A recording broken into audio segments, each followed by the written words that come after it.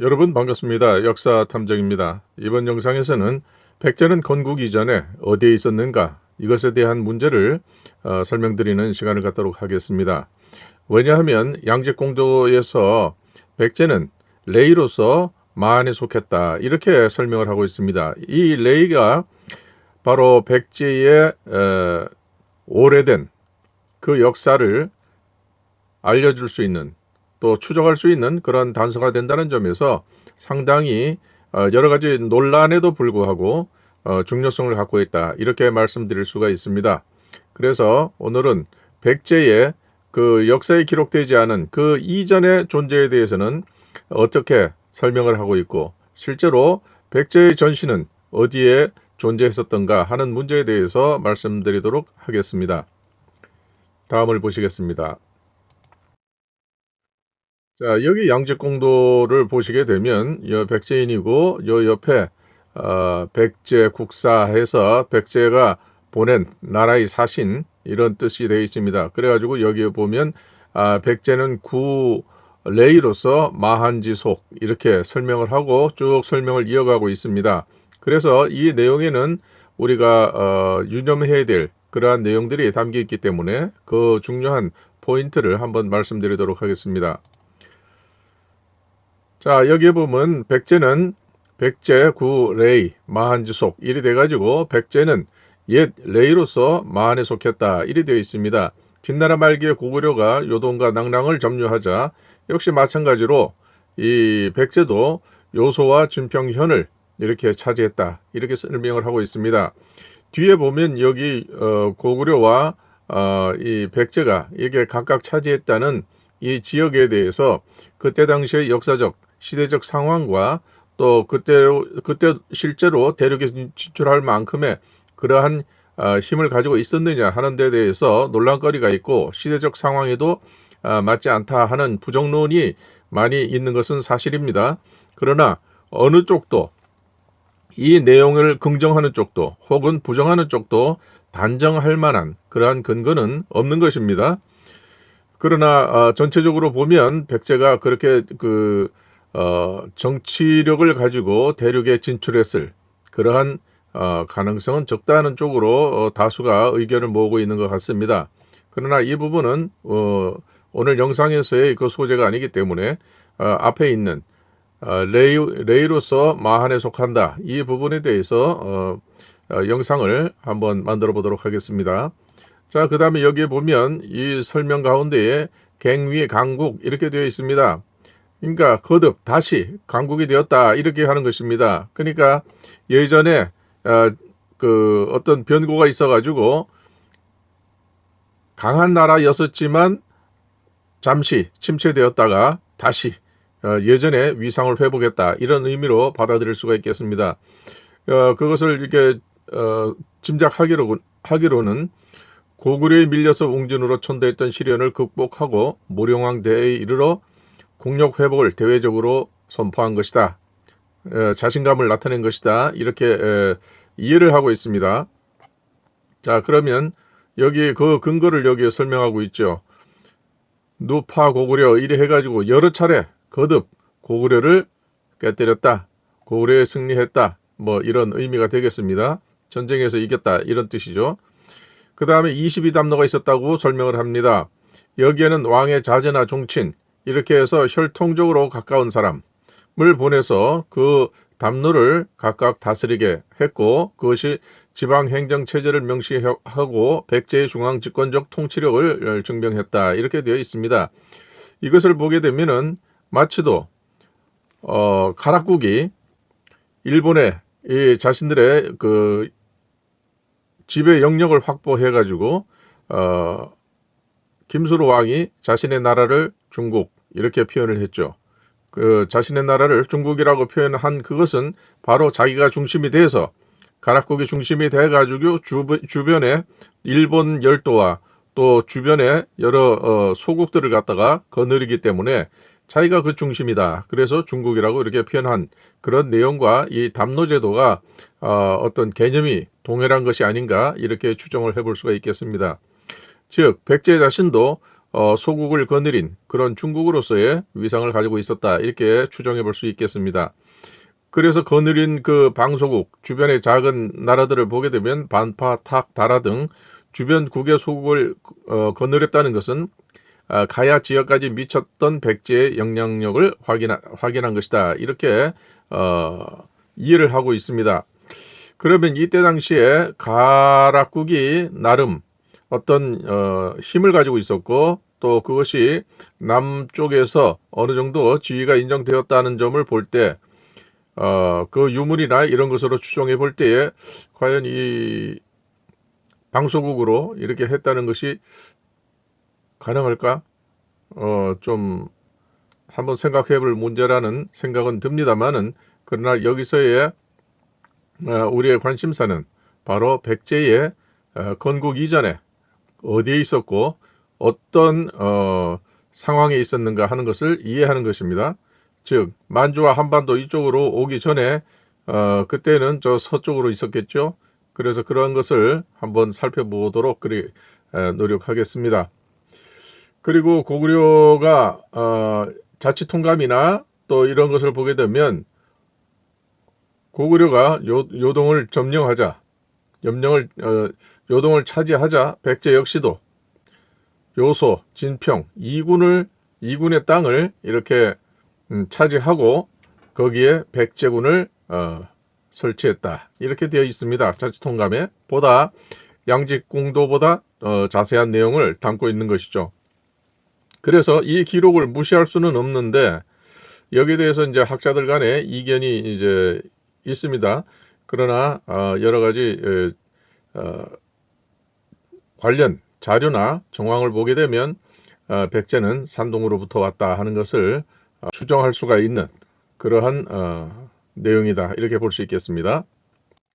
그럼 레이가 어딘가? 오늘날의 그 지리 위치를 보게 되면 여기 웨이팡시라고 하는 이게 산동에서 이제 여기 일대가 산동인데 이것은 이제 은나라의 강력이었죠 예전에.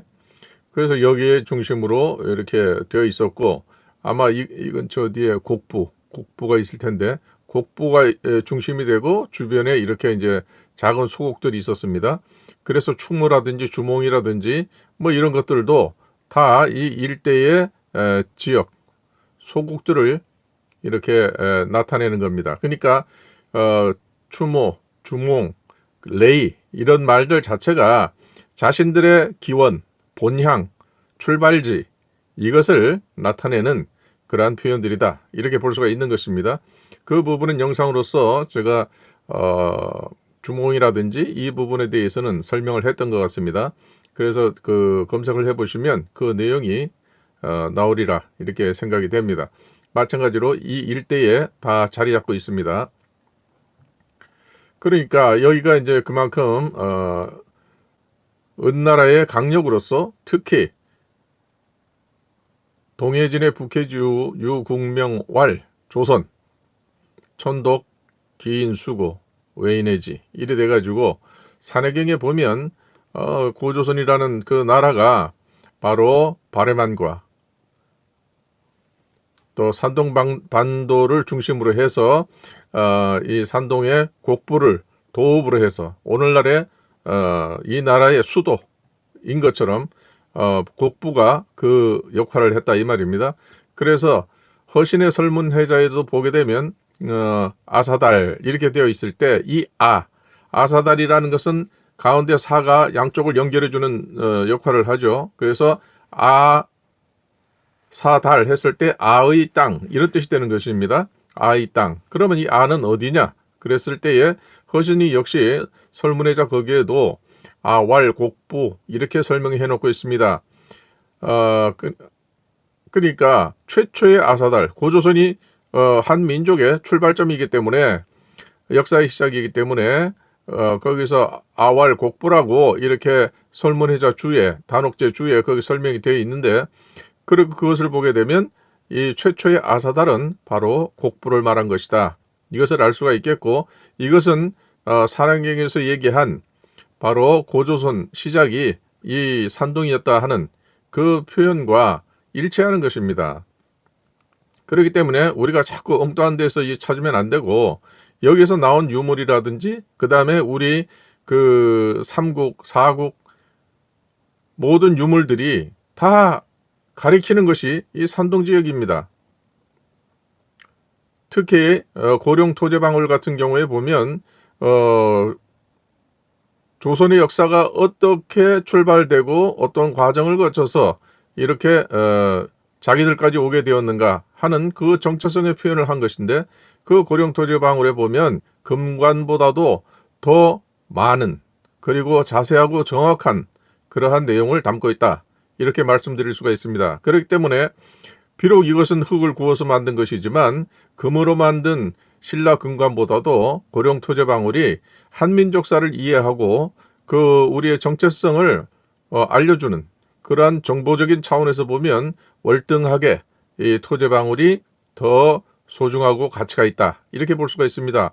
그렇기 때문에 이 토제방울은 지방에 그냥 놓여둘 것이 아니고 이것을 제대로 이해를 하고 또 일반인들에게 알려가지고 우리의 그 역사의 시작이 언제부터냐, 반만년의 역사가 언제부터 이루어졌는가 하는 그것을 실제로 알려주는 증거물로서 그 고령 토제방울을 우리가 높이 평가해야 된다.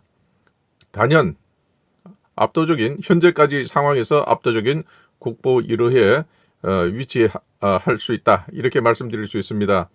뭐 저 따위 남대문이나 이런 것이 무슨 그것이 그런 가치가 있겠습니까? 그건 보물로서 뭐 그 정도면 족한 그런 이제 문화재다, 이렇게 저는 개인적으로 생각을 합니다.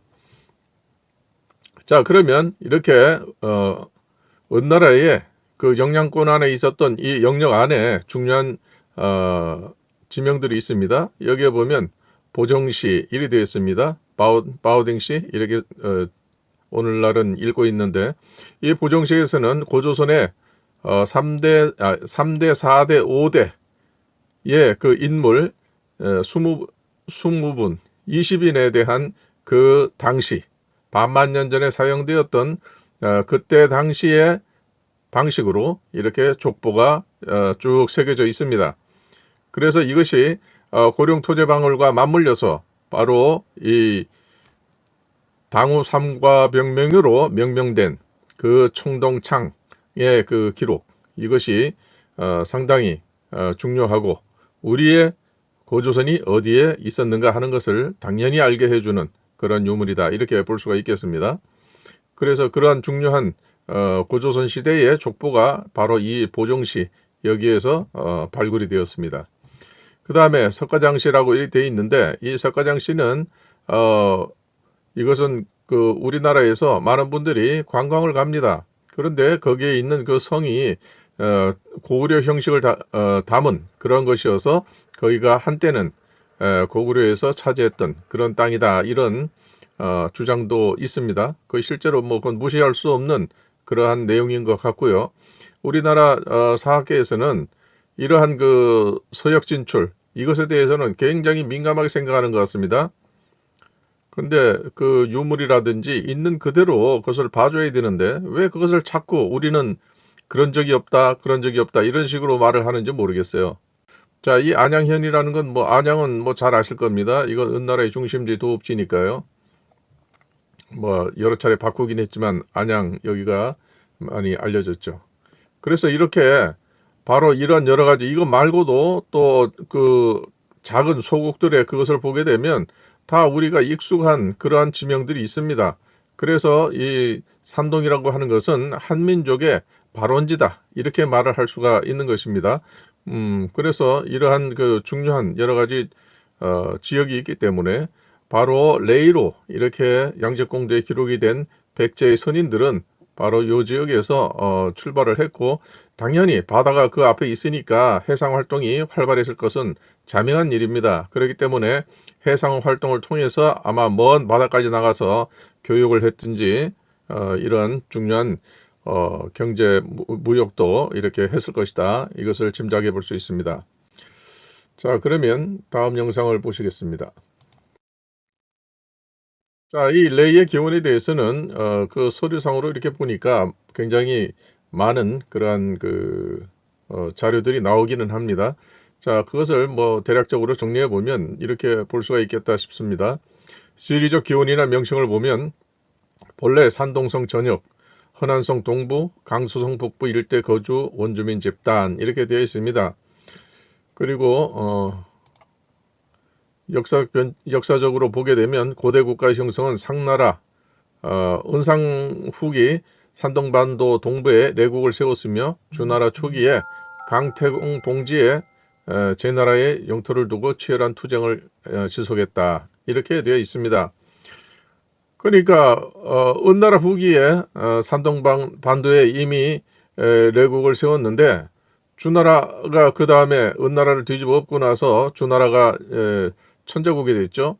그래서 여기에서 이제 1등 공신인 강태공을 제나라에 봉지를 주었는데 이 제나라가 레고까지도 백제의 전신이 되는 레고까지도 차지하려고 이렇게 투쟁을 한 것입니다. 그러니까 레국의 입장에서는 굴러온 돌이 박힌 돌을 빼는 그런 형국이 되는 것이죠. 그러니까 대항할 수밖에 없죠. 그래서 이렇게 계속 갈등 속에 있고 전쟁을 지속했는데 그러다가 이 변화가 일어납니다. 자, 거기서 보게 되면 추정할 수 있는 것이 제나라는 레국의 땅이다. 그러니까 그 레국의 땅 위에 제나라가 성립이 됐다. 이렇게 볼 수가 있겠죠. 자, 여기에 레라고 하는 것이 바로 산동 인근 소국인데 중소국 정도 되는 것 같아요. 좀 아주 작은 나라는 아니고 중소국 정도로 어느 정도 힘이 있었던 그런 나라인 것 같습니다. 여기에 보면 시조 추모왕 했을 때 이 추와 모가 다 국부 주변에 있는 지명입니다. 그렇기 때문에 이 광개토대왕 요 주몽도 역시 마찬가지고요. 이것도 그렇습니다. 그러니까 우리는 그냥 추모왕, 주몽 이렇게 아무 생각 없이 부르지만 이것을 하나하나 뜯어보면 산동을 중심으로 해서 특히 곡부를 중심으로 해서 그 인근 지역의 소국들로 이렇게 출발을 했던 것을 볼 수가 있습니다. 그렇기 때문에 이 시조 추모왕이라고 하는 것처럼 레이 역시 마찬가지로 추 땅과 가까운 곳에 있습니다. 자, 그럼 여기서 보면 태공 지국 이것은 이제 강태공이 주나라가 천하를 제패한 이후에 1등 공신으로서 자기의 봉지를 받습니다. 그래서 그것이 제 나라인데 그 나라에 가서 정치를 일신하고 그 지역의 풍속을 따르고 그 다음에 복잡했던 예의범절 이런 것들을 간소화하고 그 다음에 상공지업 그러니까 통상이죠. 통상 그 다음에 무슨 제작하는 거 이런 거 해가지고 생계와 관련된 그런 활동들을 갖다가 잘 할 수 있도록 원활하게 이렇게 할 수 있도록 해주었고 또 수산물과 소금으로 얻는 이득을 편하게 해줬다 이 말입니다. 그러다 보니까 이렇게 그 나라 사람들을 자기에 맞춰가지고 개조하려고 했던 것이 아니고 원래 있었던 그 지역의 토착민들의 문화와 이 삶의 방식을 존중을 했다는 것이죠. 그리고 이익도 얻도록 보장을 해주니까 많은 사람들이 바로 강태공의 제나라에 귀순했다. 이런 뜻이 되죠. 그래서 사람들이 모이다 보니까 제나라는 커졌다. 큰 나라가 되었다. 이렇게 볼 수가 있는 것입니다. 그러니까 강태공의 제나라가 점점 커져가는 그 과정에서 바로 이 레국도 전부 병합했던 것이다. 이렇게 볼 수가 있는 것이죠. 춘추 자전에 보게 되면 선공 7년에 제후가 제나라 임금이 레를 갖다가 정벌했다. 이런 기록이 있고요. 그 다음에 양공 6년 여기에는 제나라 임금이 레를 갖다가 멸했다. 이렇게 되어 있습니다.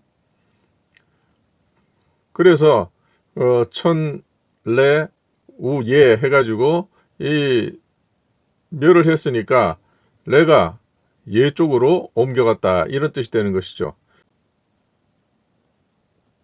그러니까 처음에는 이렇게 강태공이 레 나라 사람들 거기에 어떤 삶의 방식이라든지 이런 것들을 다 존중을 하다가 마지막에는 무력으로서 흡수해버리는 그러한 과정을 밟았다. 이렇게 볼 수 있습니다. 그 귀순하는 그 족단이 있는가 하면 또 한 족단은 남쪽으로 내려가서 타민족과 이렇게 연합해서 살아가는 것도 있고 또 북쪽으로 가가지고 또 옮겨간 그런 족단이 있습니다. 그래서 이것이 여러 족단으로 분산이 돼가지고 이렇게 서로 그 나라는 해체가 되고 각자 살 길을 찾아서 떠난 것이죠. 각자 도생을 하는 것입니다. 그래서 이 제나라와 레는 하나가 돼서 결국은 제나라로서 이렇게 통합이 되는 그러한 과정을 밟는 것 같습니다. 춘추시대의 제나라 압박으로 동쪽, 연대, 청도 등으로 밀려났으며 기원전 567년경에 제나라에게 최종 멸망을 하게 됩니다. 그러니까 그것이 양공 6년 이렇게 볼 수가 있겠습니다. 이후에 한 족단은 한반도 쪽으로 그러니까 만주나 이쪽을 통해서 이동을 하게 되고 또 한쪽은 남쪽의 타민족과 융합해서 그래서 저 남쪽 쪽으로 소주나 이쪽으로 밀려 내려가는 그러한 세력이 있었다 이렇게 볼 수가 있겠습니다.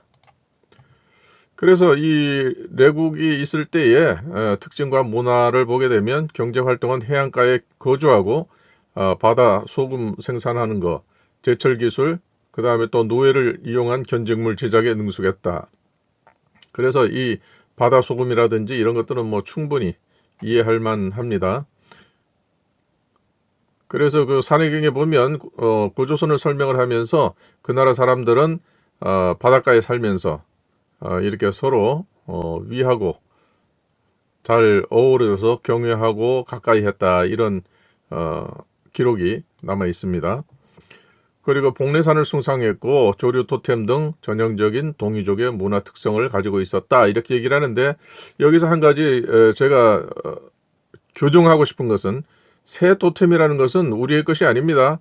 이것은 봉황을 시작으로 해서 황제의 아들이 되는 소호 금천씨 그 남자 쪽으로 계속 내려가는 그 새의 형태를 하고 있는 것입니다. 새 토템을 갖고 있는 것입니다. 그러니까 여기서 보면 동이족이라고 그러는데 동이족이라는 건 이 말이 안 되는 겁니다. 동쪽에 사는 사람을 동이라고 한 것일 뿐이지 이것이 혈통상의 어떤 그 관련성을 갖고 있다는 그 근거가 되지는 못합니다. 그리고 이 조류를 나타낸다고 하는 것은 한민족 계열로 봤을 때는 외가 쪽이 되는 것입니다. 즉 양잠신 뉘조의 그리고 황제 족단의 그 토템이 되는 것이죠. 그런데 이것을 동이족의 문화 특성이다? 이건 말이 안 되는 것입니다. 원래 동이족은 양을 토템으로 했습니다. 왜냐하면 천신 신농 임금님이 양을 쳤기 때문에 그렇습니다.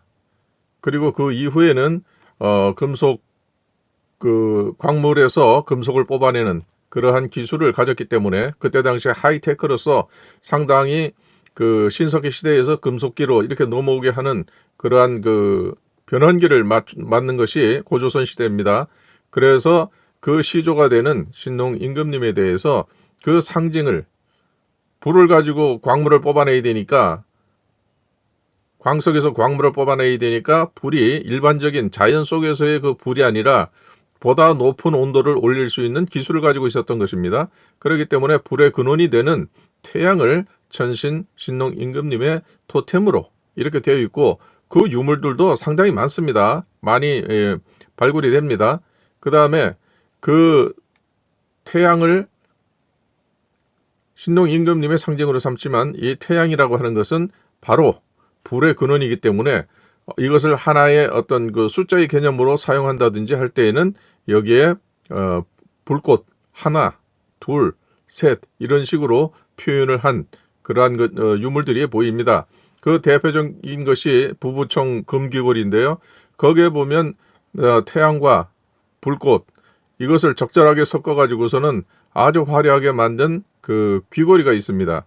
제가 여러 차례 그 설명을 드렸는데 바로 그것을 통해서 신라인도 자신의 뿌리를 신농 임금님에 두고 있다. 이렇게 볼 수가 있는 것이죠.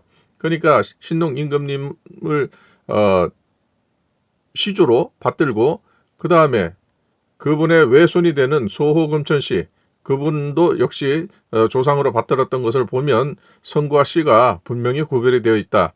왜냐하면 이사지 왕도에 있는 이사지 할 때 지라는 것이 알아야 된다는 것이죠. 뭘 알아야 되느냐?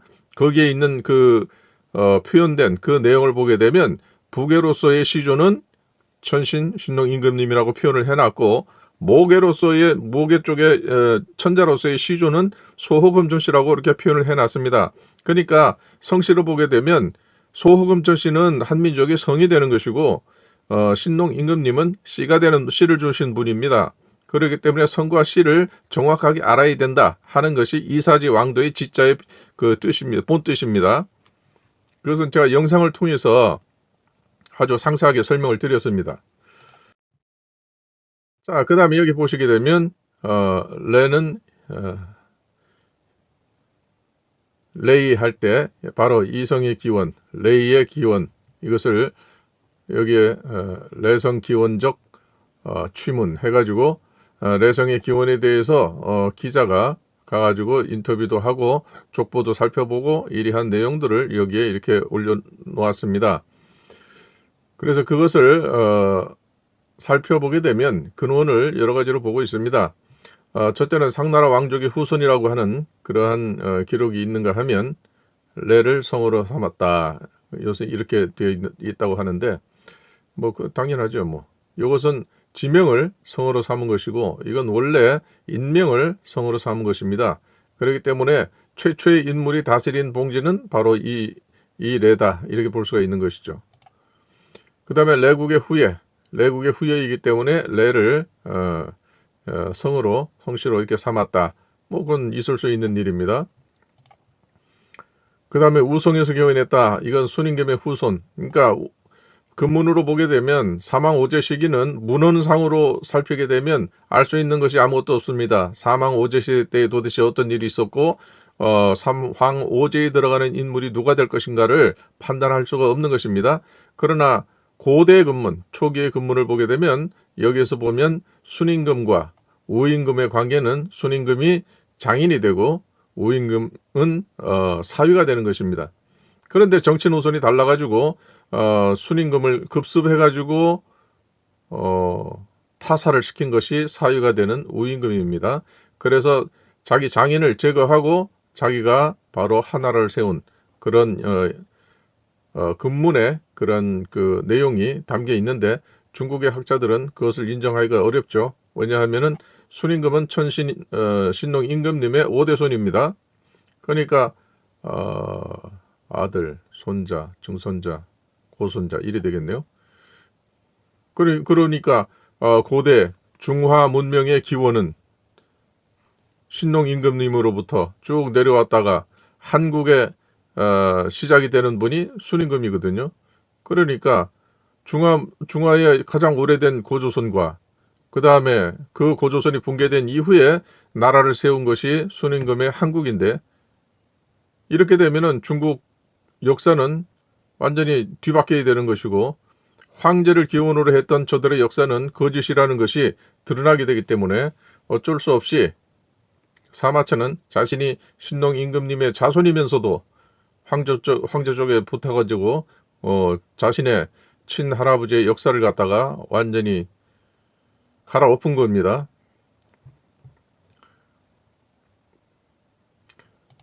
자, 그리고 이 레라고 하는 것은 사성에서 개원했다. 이 사성이라고 하는 것은 자성입니다.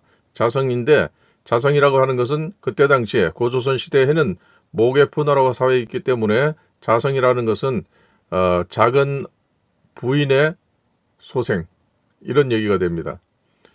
그러니까 이 우임금이 자기 어머니가 아버지의 작은 부인이었다 이런 얘기가 되는 것이죠. 그러면 오늘날로 말하면 첩이라고 인식하기가 쉬운데 첩하고는 다릅니다. 그때 당시는 2대2의 그 푸나라와 사이였기 때문에 이건 공식적으로 인정받는 사회적으로 인정받는 그러한 정식 혼인 관계에서 나타나는 자성입니다.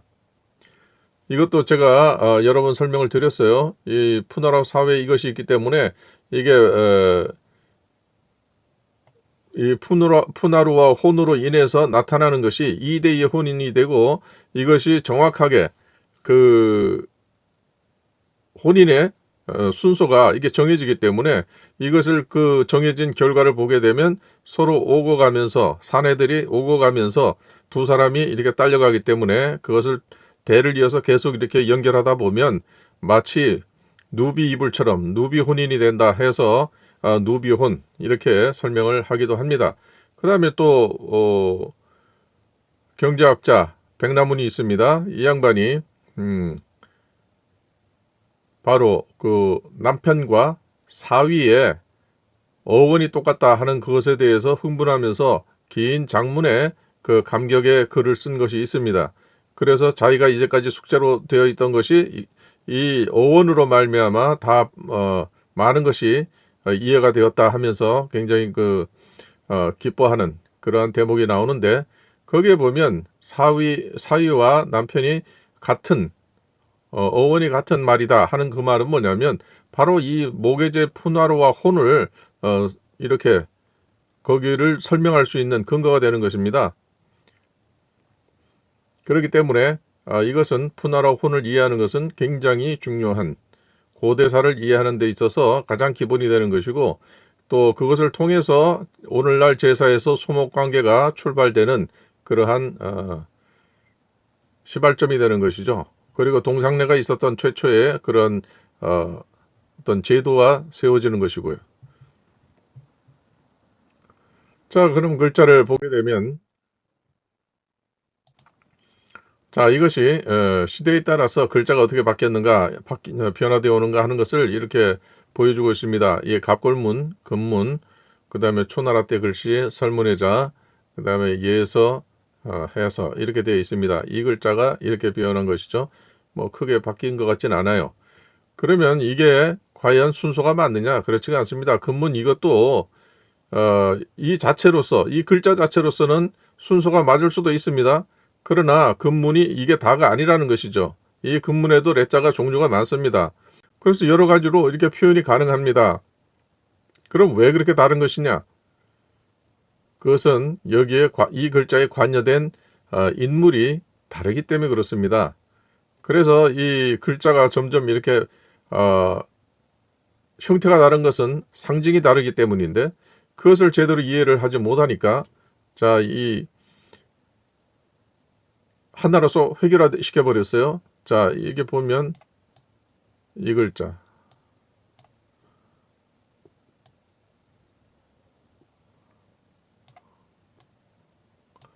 이 글자, 이 글자, 이거 다 아버지 부자로 볼 수 있는 글자들입니다. 다 아버지 부자지만, 그러나 붙잡은 것이 다르기 때문에 아버지 부자지만 미묘하게 상징의 차이가 있습니다.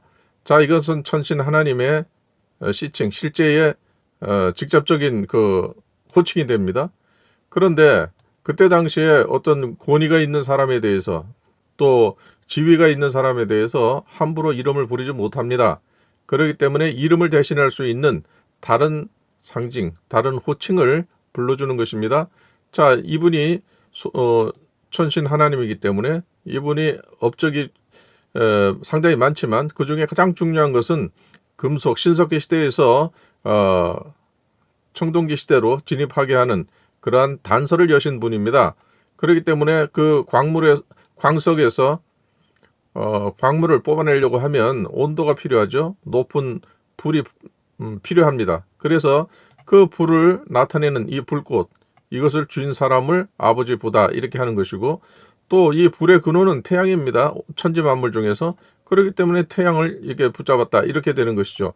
그러니까 이것은 본인의 호칭, 시조 천신 신농 임금님의 호칭이 될 것이고, 이것은 신농 임금님의 상징이 됩니다. 그러니까 이것 대신에 불러줄 수 있는 것이 바로 이것입니다.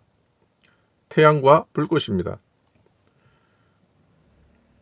그래서 이렇게 상당한 이 차이가 있는데, 이걸 하나로 바로 이 아버지 부자 이걸로 그냥 통일을 해버리니까, 이것을 나타낸 건지 이것을 나타낸 건지 알 수가 없어요.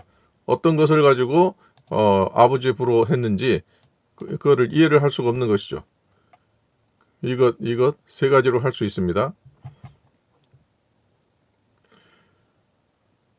그래서 여기에 지금 근문을 갑골문보다 뒤에 나온 글자를 가지고 이렇게 근문보다 갑골이 앞서 있다. 이런 식으로 표현을 하는데 나중에 뒤에 보시면 알겠지만 이 갑골문보다 이른 시기에 레자로 볼 수 있는 글자가 있습니다. 그래서 그거를 한번 보시게 되면 결코 갑골문이 근문보다 앞서지 않는다.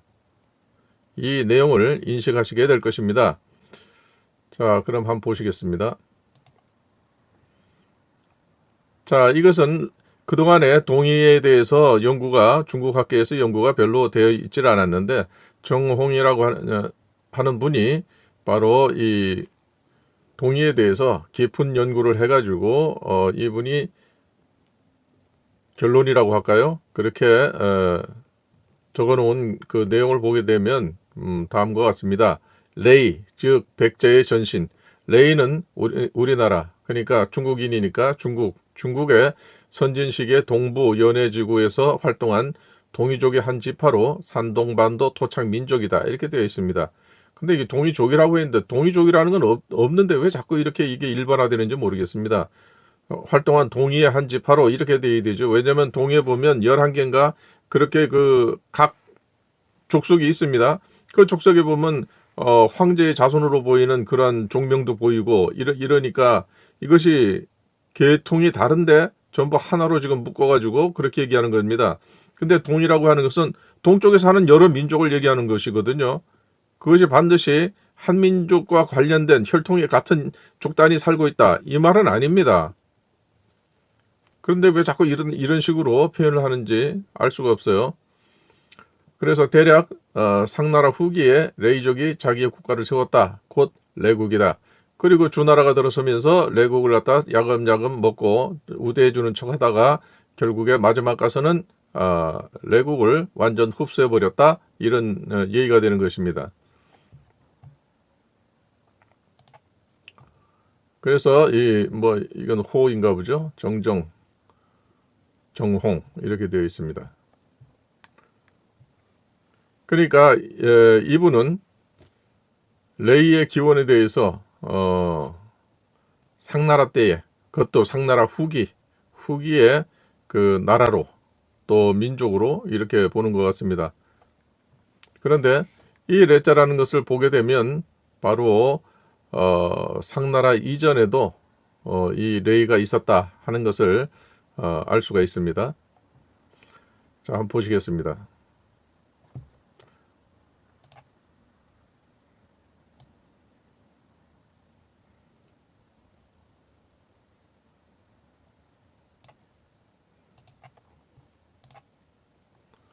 자, 여기 보시게 되면 은공대보 레벌 반인년 제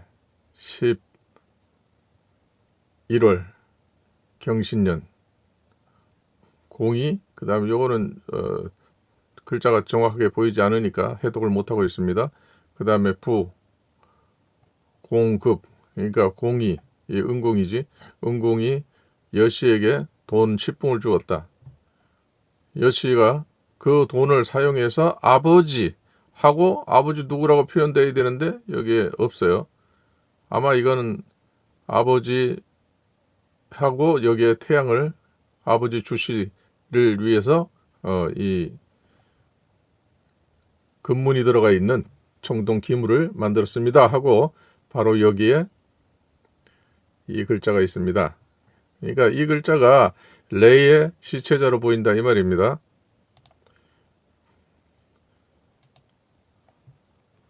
자, 여기 보면 여기 되어 있고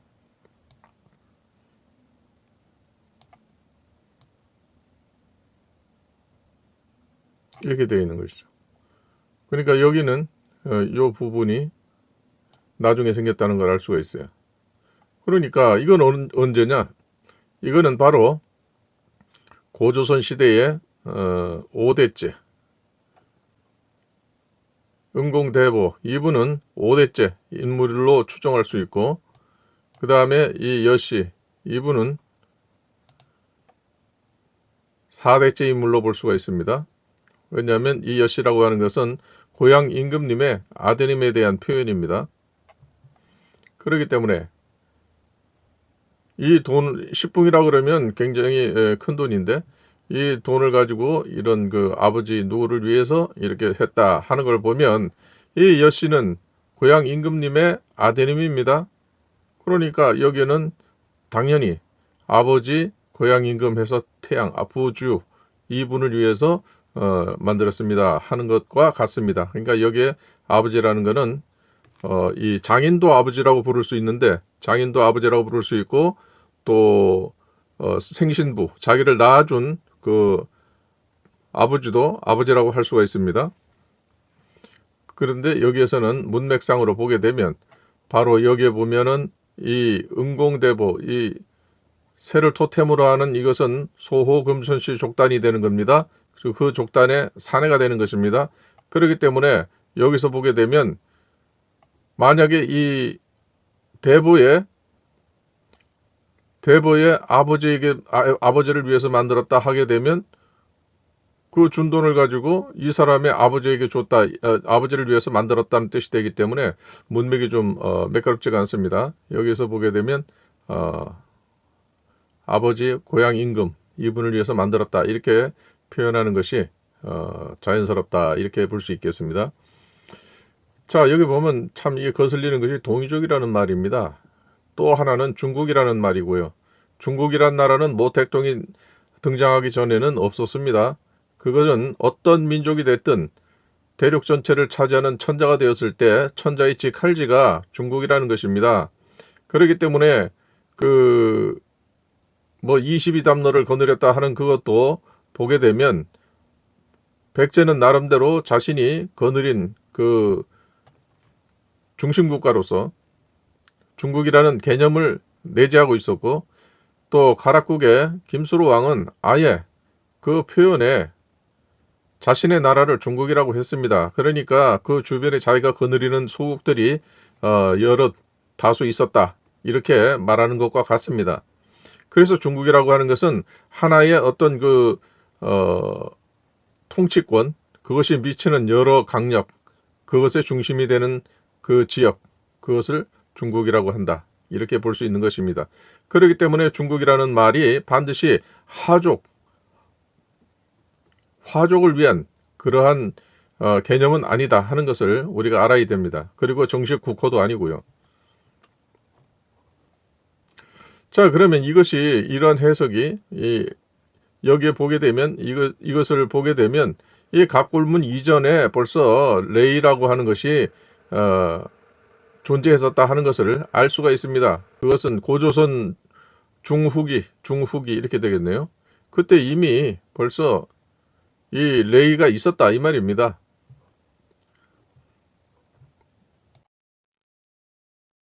자, 여기 보시게 되면 이것은 백제의 유물 중에서 제가 뭐 많은데 대표적인 것만 지금 제가 사진 찍어서 온 것을 그러니까 보여드립니다. 이것은 국립부여박물관에서 제가 찍어온 것입니다.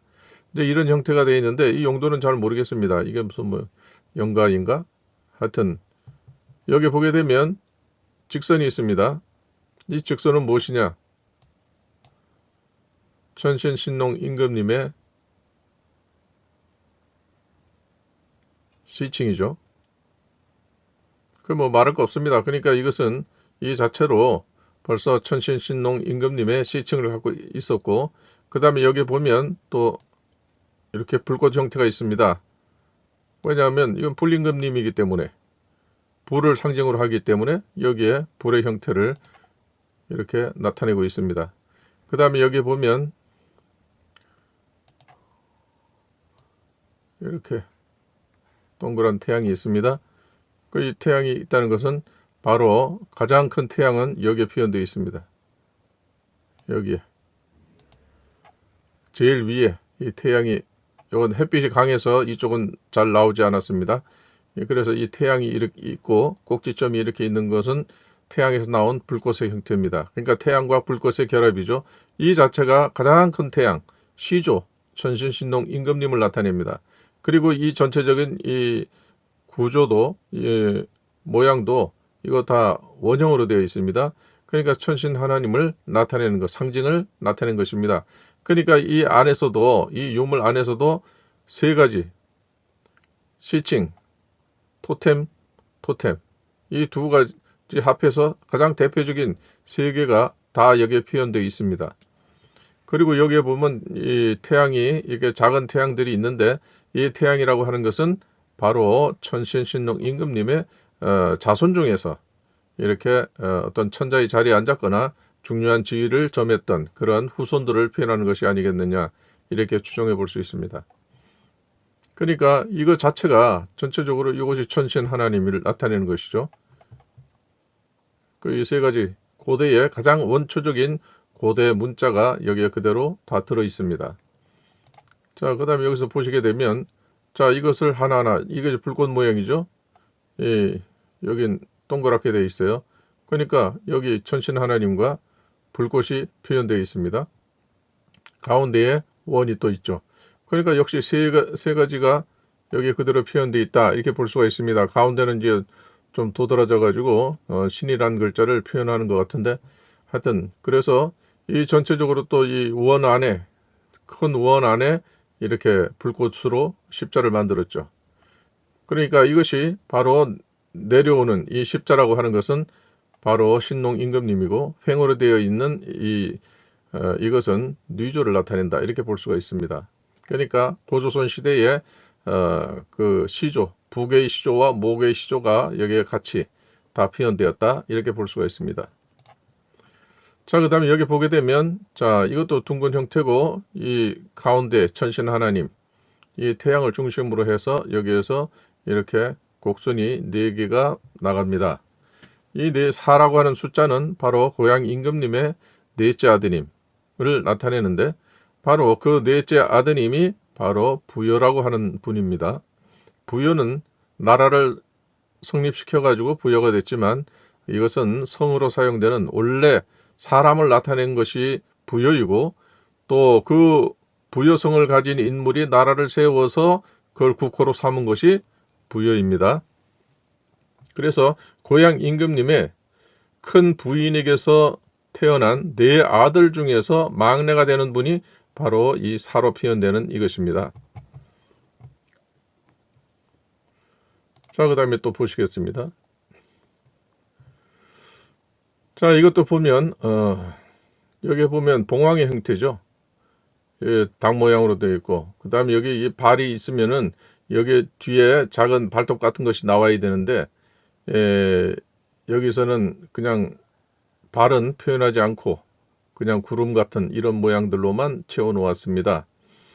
자, 그런데 이것이 이제 다른 거는 다 그렇고, 이것이 봉황을 의미한다 하는 것은 청동 대향로, 그 백제 대향로가 있죠. 그것과 이미지가 같기 때문에 그렇습니다. 그런데 여기서 우리가 주목을 하는 것은 바로 이 몸체의 부분입니다. 몸체 전체는 바로 이것이 태극의 형태이기도 하지만, 또 한편으로 보게 되면 우리가 흔히 고곡이라고 부르는 그 모양과 이 선이 상당히 근접합니다. 그리고 여기에 표현되어 있는 이 마디가 있습니다. 이 마디를 한번 확대해 보면 다음과 같습니다. 자, 이 마디를 쳐보게 되면 하나, 둘, 셋, 넷, 다섯, 여섯, 일곱, 여덟, 아홉, 열. 여기까지가 열이에요. 마디가 10개입니다. 그 다음에 여기에 이 11개째 들어갈 자리에 이제 이런 불꽃의 형태가 여기에 포함되었는데, 이것도 아마 계산 넣어야 될 것 같아요.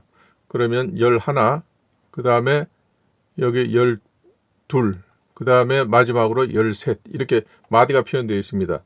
이 마디가 13개로 표현되었다 하는 것은 백제인들은 정확하게 이 봉황과 이것이 몸체가 누구를 의미하는지 개념을 이해하고 바로 이것을 만들었다 하는 근거가 됩니다. 13개는 무엇이냐? 바로 누에의 마디입니다. 누에의 마디는 12개가 눈으로 보이고 1개는 반이 감춰져 있습니다. 그래서 이게 달력을 만들 때, 음력을 만들 때에 1년 12달과 그 다음에 이 윤달, 그 하나를 포함해서 13달이 되는 것입니다. 그것은 누에의 마디에서 이렇게 통일성을 갖게 되는 것인데, 그러니까 여기서는 새의 토템이고, 이것은 이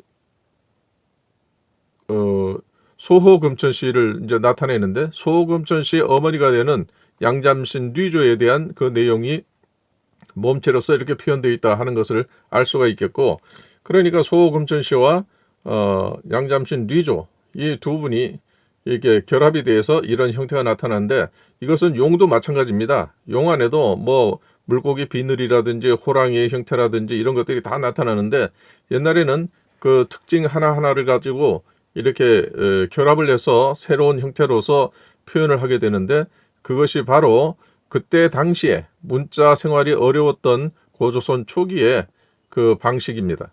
그래서 이 광말약 같은 분은 고대의 문자는 사람을 나타내는 것 외에 다른 뜻이 없다, 이렇게까지 정의를 내렸던 것입니다.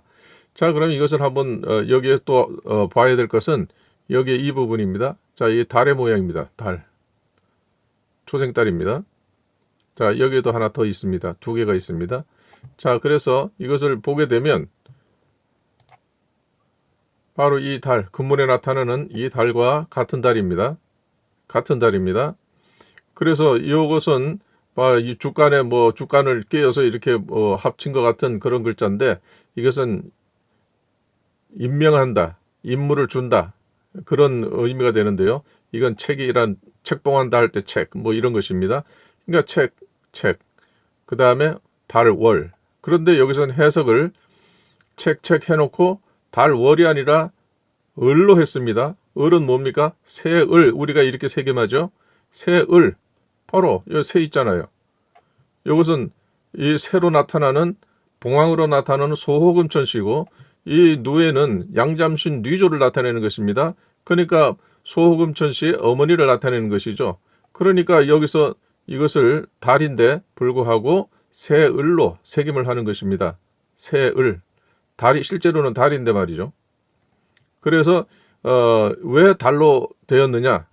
이것은 희화씨에게는, 희화씨는 해를 주관하게 했고 양잠신 뉘조는 바로 달을 주관하게 했습니다. 그렇기 때문에 이 희화씨는 양력을 만들었고 바로 이 뉘조는 음력을 만들었던 것입니다. 그리고 양잠신이기 때문에 그 누에와 관련된 형상으로서 이렇게 누에를 표현을 하게 되었습니다. 그 다음에 여기에 이 복잡한 이런 것들은 괜히 이렇게 만든 것이 아닙니다. 이것은 불 모양이기도 하지만 이것은 누에의 형상이기도 합니다. 이렇게 추상화시킨 것이지만 이게 누에가 이렇게 감고 있는 그런 모양이 되죠. 여기 둘, 3개가 되네. 이것도 다 의미가 있는 것입니다. 그 다음에 여기 보면 삼각형이 있어요. 그러니까 곳곳에 숨은 그림처럼, 숨은 그림 찾기 같이 이렇게 이 작은 토기 작품 하나에도 다 이런 자신들의 정체성이 표현되는 그러한 내용을 갖고 있는데, 그래서 우리가 깨진 조각이라도 단 하나라도 소중하지 않은 유물은 없다, 이렇게 말씀드릴 수 있습니다. 자, 그 다음에 여기 또 보게 되면, 자, 이건 고령 토제방울인데요. 이것이 발굴되면서 굉장히 많은 분들이 이것을 관심 있게 봤고, 또 신문이나 언론에 방송 이런 데서 소개가 굉장히 많이 되었습니다. 이것은 제가 궁금해서 직접 고령 대가야 박물관에 가서 제가 찍어온 것입니다. 자, 여기 보게 되면, 자, 여기에 이렇게 되어 있죠. 이건 삼신을 나타내는 것입니다. 그 다음에 여기 보면 이렇게 되어 있습니다. 이것은 삼신을 다른 형태로 나타낸 것이기도 하고, 그 다음에 이것은 삼신 중에서 3번째 인물이 되는 희화씨를 나타낸 것이기도 합니다. 세 번째 인물이란 뜻이 되기도 해요. 그 고대의 문자는 기수와 서수가 구별이 잘 안 되기 때문에 그 흐름을 보고 그 맥락을 보고 이해를 해야 됩니다. 자, 그 다음에 이 양잠신 뉘조가 횡으로 된 직선인데, 그래서 위에는 바로 천신 하나님과 아드님 따님에서 그 일가족의 그 당시에 그 원시 문자로서 이렇게 표현을 했는데, 그 다음에 황제와 혼인해가지고 양잠신 뉘조가 아들을 낳았습니다. 그 아들을 낳았는데 그 아들은 바로 삼신 다음의 사람이기 때문에 다음 순서다 해서 상하 대칭으로 해가지고 역삼각형이 된 것입니다. 그리고 이분이 결혼을 해서 또 딸을 낳습니다. 딸을 낳아서 이런 식으로 지금 여기 되어 있습니다. 이렇게 아이고 이렇게 되어 있습니다. 그것이 바로 이것이죠. 여기에 이렇게 표현된 것이죠. 이분이 상하라고 해가지고 이분이 그 희화씨, 그러니까 천신 하나님의 아드님이 되는 그분과 혼인을 하게 됩니다. 거기에서 고향 임금님이 태어나죠. 그러니까 이 백제나 가락국이나 신라나 다 위로 올라가 보면 동일한 시조 인식을 갖고 있습니다. 그 다음 여기도 보게 되면 이 목걸이 형태라고 되어 있는데 이렇게 되어 있고 여기에 원이 되어 있습니다. 이것은 뭐겠어요? 이 자체가 둥근 방울이죠. 토제 방울이니까 이 자체가 큰 태양입니다. 천신 하나님을 상징하고 천신 하나님의 바탕에서 이러한 일들이 있었던 것이, 이러한 혈통을 이었던 것이 바로 고조선이다 하는 것을 아마 어린아이의 무덤에서 나왔기 때문에 아마 교육을 시켰겠죠. 우리로 치면 역사 교과서라고 할까요? 아니면 족단의 그러한 그 교과서라고 할까요? 그런 교육을 했던 그 아주 소중한 교재가 아니었을까 이렇게 추정을 해봅니다. 그래서 여기 옆에 보면 화살 모양으로 되어 있는데 이것은 고향 임금님입니다. 그래서 궁고향 이렇게 근문에 보면 궁고향으로 이렇게 표현이 되어 있습니다. 그것과 아주 근접하게 그렇게 고향 임금님을 표현했습니다. 그러나 신라 금관에는 이 표현이 없습니다.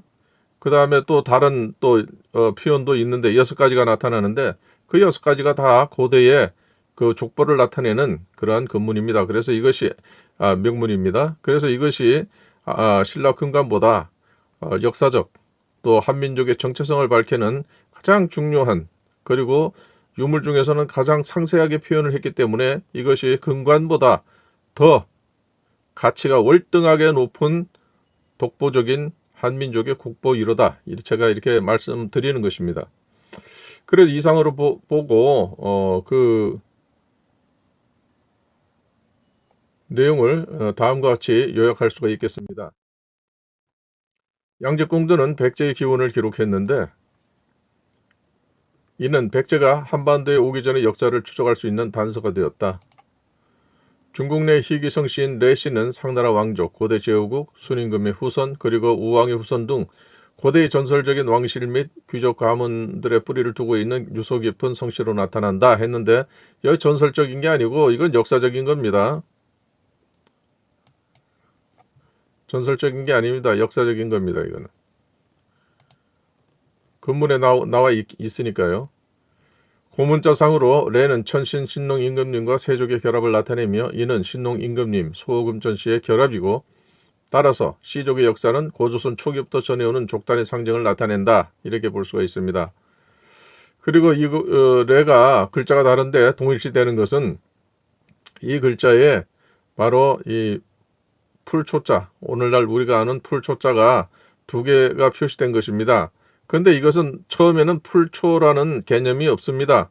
그거는 후대에 붙여진 것이고 이것은 바로 삼신을 나타내는 글자입니다. 제가 이게 고조선 거기에 설명할 때 상세하게 이것을 표현을 했는데 거기에 보면 이 하나가 초라는 글자이고 설문의자에서는 철이라고 읽는다 이렇게 했습니다. 철이라는 게 아마 쇠를 나타내는 것 같아요. 그러니까 삼신 중에서 삼신의 이 일가가 철기 문화를 시작했다. 뭐 그런 뜻으로 철이라고 하는지는 모르겠는데 하여튼 철이라고 읽는다 이렇게 되어 있습니다. 그런데 문자학자들은 이것을